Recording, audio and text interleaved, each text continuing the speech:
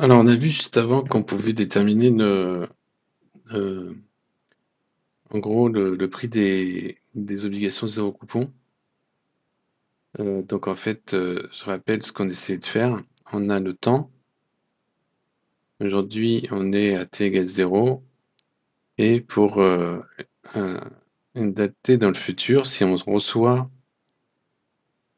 ou si on paye un certain montant, un certain flux, on veut pouvoir comparer ça à aujourd'hui.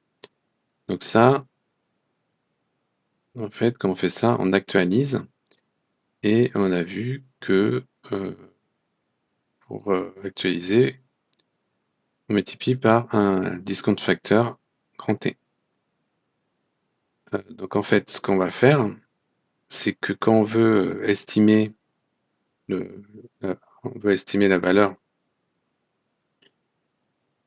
d'un certain, imaginons qu'on a un échéancier de flux, on veut estimer si c'est équitable ou pas, et donc on va regarder la net present value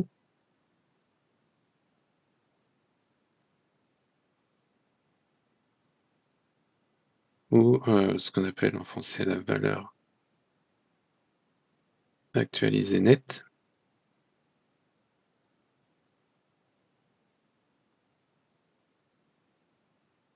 Il va être en fait simplement la somme pour tous nos flux FI discompté à la date. Donc on a un échéancier, on a des flux I à une date TI dans certains ensembles, et le flux est positif quand on reçoit, il est négatif quand on paye, et on va calculer la net present value. Donc si la net present value c'est égal à 0, alors c'est équitable. Sinon, ben on a des gains ou des pertes certaines. Ok, donc du coup, quand on a cette suite de flux dans le futur à des dates données, on peut, avec la formule qu'on a déjà vue, donc le discount factor à une date t, on a vu que c'était l'exponentielle moins le taux multiplié par t. Moyennant donc cette formule, on peut tout actualiser aujourd'hui et donc on peut comparer des produits qui sont très différents entre eux. Alors, le seul petit souci qu'on peut avoir, c'est que parfois, c'est pas forcément les flux dans le futur sont pas forcément fixés à l'avance. Ils peuvent être connus que un peu plus tard. Donc il va falloir estimer un taux qui est dans le futur, on ne connaît pas encore. Alors, on va supposer que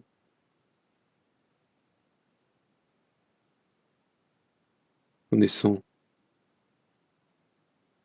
les discount factors à toute date dans le futur. Et nous, ce qu'on veut, c'est par rapport estimer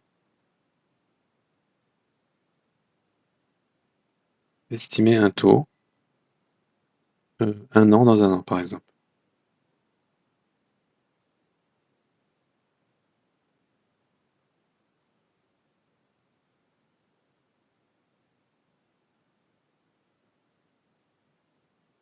Donc, ce taux-là, un an dans un an, comment on peut l'estimer en sachant qu'on connaît tous les discount factors?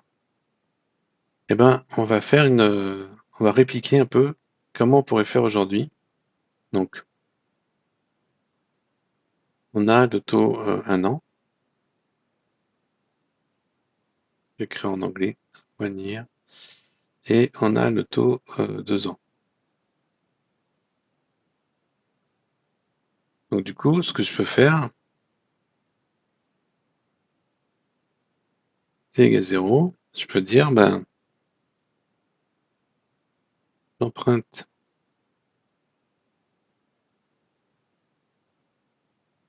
100 € sur 2 ans, donc au taux 2 ans, et je place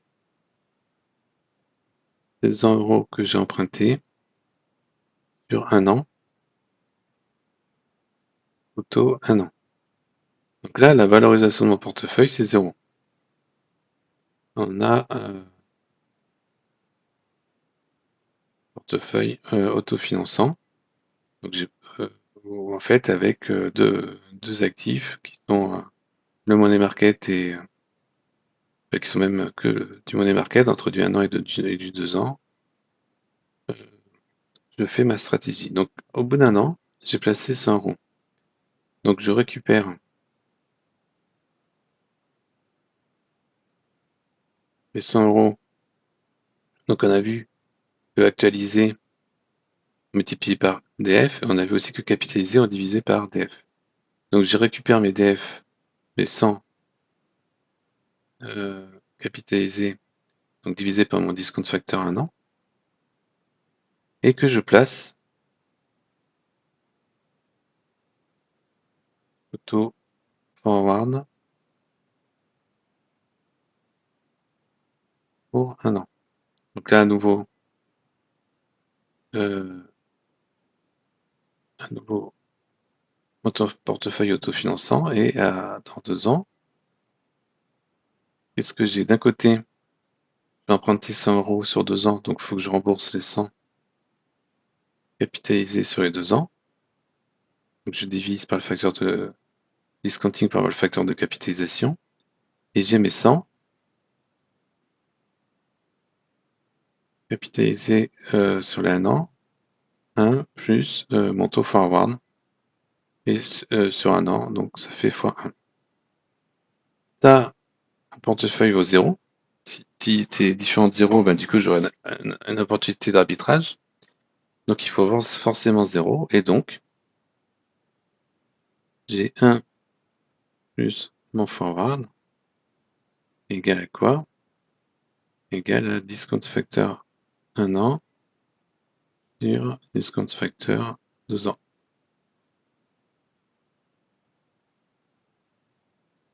Ok, donc mon forward va être égal, donc mon forward 1 an dans 2 ans va être égal au discount factor 1 an divisé par mon discount factor 2 ans moins 1. Et là, pour 1 an, je multiplie par 1, mais sinon, j'aurais eu un décompte.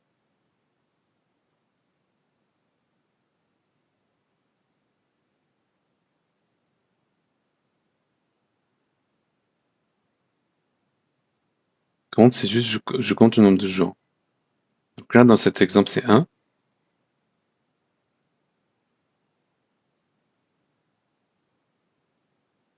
Et si j'avais pris des dates quelconques, bah, ça serait, selon la convention, nombre de jours sur 360 ou nombre de jours sur 365, etc. Et que je prends en compte ici. Et donc là, maintenant, moyennant la donnée de cette liste de discount factor, qui en fait va venir d'une courbe de taux, donc je peux à tout instant estimer un discount factor et une date D dans le futur. Du coup, ben là, je peux estimer euh, mon taux forward dans le futur à n'importe quelle date. Donc de cette manière-là, maintenant, ben, n'importe quel produit linéaire, donc il y a une suite de flux futurs. Je sais que les flux vont intervenir, mais je connais pas forcément le montant exact de tous les flux à l'avance, mais je peux les estimer. Donc je vais avoir une liste, un vecteur de flux à des dates données. CFI,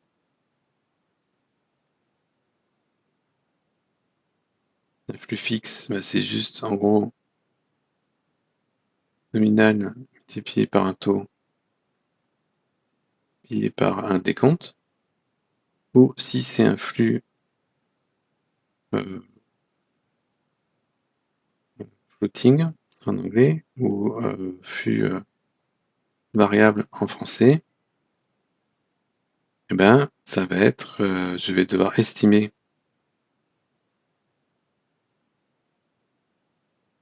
le taux forward et mon flux futur sera le nominal multiplié par le taux forward multiplié par le décompte entre la date de début de mon flux et la date de fin. Ok. Donc moyennant ça, je peux estimer ces flux-là et après, ma NPV va être simplement égale à la somme sur I de mes flux multiplié par le discount factor en date du flux. Ça, c'est comme ça que je vais pouvoir estimer la net present value de n'importe quel produit linéaire. Quand on parle de produit linéaire, c'est que on n'a pas de phénomène probabiliste. On n'a pas de phénomène pour décrire ce qui arrive au niveau des flux, quelque chose qui pourrait dire s'il se passe ça, alors j'ai 0, sinon j'ai autre chose, etc. Produit linéaire, c'est une forme linéaire dans facteur de risque, donc comme c'est le cas ici, où je multiplie une nominale par un certain taux. Donc sur ces produits linéaires, ça va être assez simple. À partir du moment où on a une courbe de taux qui nous donne des discounts facteurs à n'importe quelle date dans le futur, moyennant l'estimation d'un taux forward, on peut estimer tous ces flux futurs aux dates des flux et ensuite on les actualise pour avoir la NPV.